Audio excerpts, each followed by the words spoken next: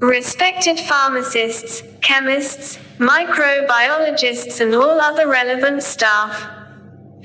You must know about the entry and exit protocols in a pharmaceutical manufacturing factory. 1. Entry protocols. A. Employee screening. All staff undergo regular health checks, including temperature screening, to prevent contamination risks.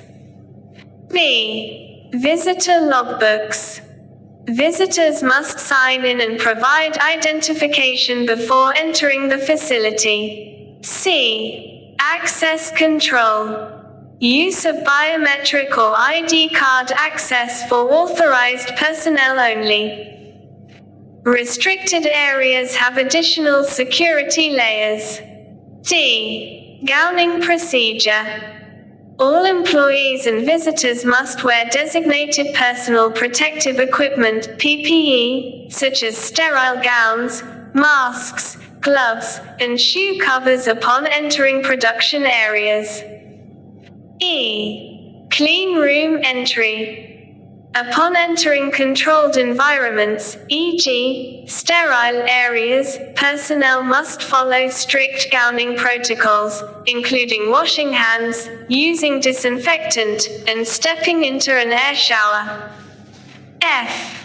Personal belongings.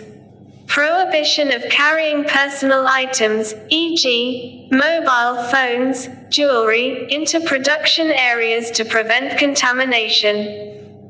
2. Exit protocols. A. Degowning procedure. Personnel must remove and dispose of PPE in designated areas when exiting sterile or controlled zones. B. Waste disposal. Ensure proper disposal of waste, including contaminated materials, through secure channels. C. Exit screening. In certain high-risk areas, exit screening protocols are followed to detect any potential contamination, e.g., use of metal detectors, biological monitoring. D. Sanitization. Employees may be required to disinfect their hands or clothing upon exit from high-risk areas. E. Visitor sign-out. Visitors are required to sign out, documenting the departure time and purpose of visit.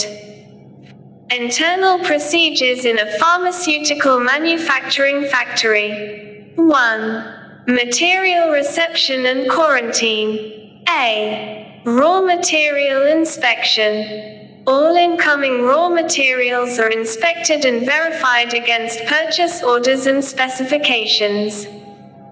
B. Sampling and testing. Materials are quarantined until quality control tests are conducted to ensure they meet established standards. C. Labeling. Accepted materials are labeled with lot numbers for traceability. Rejected materials are returned or destroyed.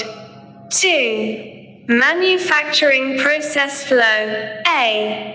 Batch manufacturing records, BMR. Detailed documentation of each step in the manufacturing process is maintained, including operator signatures and timestamps. B. Dispensing. Raw materials are dispensed in precise quantities according to the master formula, ensuring batch consistency. C. Mixing, blending. Active pharmaceutical ingredients, APIs, and excipients are blended using controlled equipment under specified conditions. D. Granulation. Wet or dry granulation methods are employed depending on the product's requirements, with strict monitoring of moisture and particle size. E. Compression, encapsulation. Granules or powders are compressed into tablets or encapsulated in capsules using automated machines. F. Coating. Tablets may undergo film or sugar coating for improved stability, appearance, or controlled release. G. In process control, IPC. Routine checks are performed at critical stages to ensure parameters like weight, hardness, and dissolution meet specified limits. 3. Sterile manufacturing, if applicable. A. Aseptic techniques. Strict aseptic procedures are followed, with personnel trained in sterile techniques to prevent contamination. B. Clean room environment. Manufacturing is conducted in ISO-classified clean rooms, with HEPA-filtered air, positive pressure, and controlled temperature, humidity. C. Sterilization of equipment. Autoclaving, gamma irradiation, or filtration techniques are used to sterilize equipment and components. D. Filling and sealing. Sterile products are filled in aseptic filling rooms using sterile fill finish equipment and sealed under aseptic conditions. 4. Packaging and labeling. A. Blister, strip packaging. Tablets and capsules are packed in blister or strip packs with batch numbers and expiry dates printed.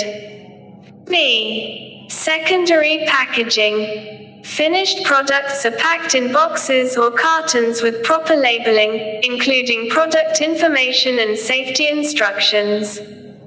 C. Serialization. Unique serial numbers are printed on packaging to enable product tracking throughout the supply chain, ensuring compliance with anti-counterfeiting regulations. 5. Quality control, QC. A. Sampling and testing. Finished products are sampled and tested for identity, potency, purity, and stability according to predefined protocols.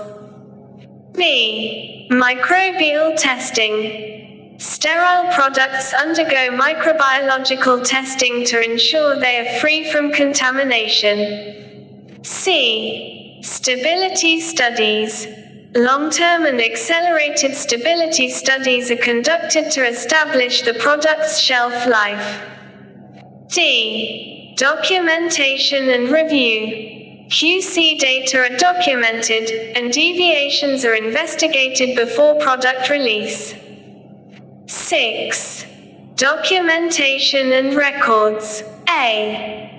Good documentation practices, GDP, all records, including BMRs, quality control data, and equipment maintenance logs, are maintained per regulatory requirements.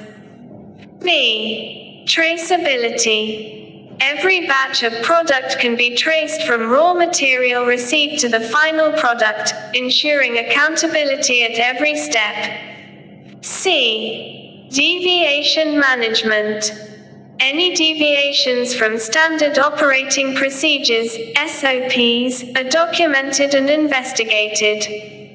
7. Validation and qualification. A. Equipment qualification. All equipment is validated to ensure it operates within predefined specifications. B. Process validation. Manufacturing processes are validated to demonstrate consistency and reliability in producing quality products. C. Cleaning validation. Validation of cleaning procedures ensures there is no cross-contamination between product batches.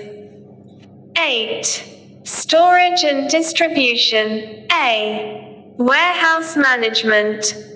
Finished products are stored in temperature-controlled environments, with clear segregation of quarantine, approved, and rejected products. B. Cold chain management. For temperature-sensitive products, cold chain protocols are followed, including continuous temperature monitoring during storage and transport. C. Distribution documentation. Each consignment is accompanied by relevant documentation, e.g., certificates of analysis, shipping logs, to ensure traceability. 9. Environmental monitoring. A. Air quality control. Regular monitoring of particulate matter, viable organisms, and temperature, humidity in clean rooms to maintain required conditions. B. Water systems monitoring. Purified water and water for injection, WFI, are routinely tested for microbial and chemical contamination. C. Cleaning and sanitization. Regular cleaning schedules for wall equipment, rooms, and surfaces to prevent contamination. 10. Waste management. A. Hazardous waste disposal. Chemical and biological waste is segregated and disposed of in compliance with environmental and safety regulations. B. Recycling and reduction. Sustainable practices such as recycling materials and reducing waste generation are encouraged. 11. Employee training and development. A. GMP training. Continuous training on good manufacturing practices, GMP, and SOPs for all staff involved in production, quality control, and packaging. B. Emergency procedures. Regular drills for emergency situations like fire, chemical spills, or equipment malfunctions. C. Ongoing competency assessments. Periodic assessments to ensure staff remain competent in their roles and responsibilities. This structure ensures compliance with GMP, regulatory requirements, and industry best practices while maintaining product quality and safety at every stage.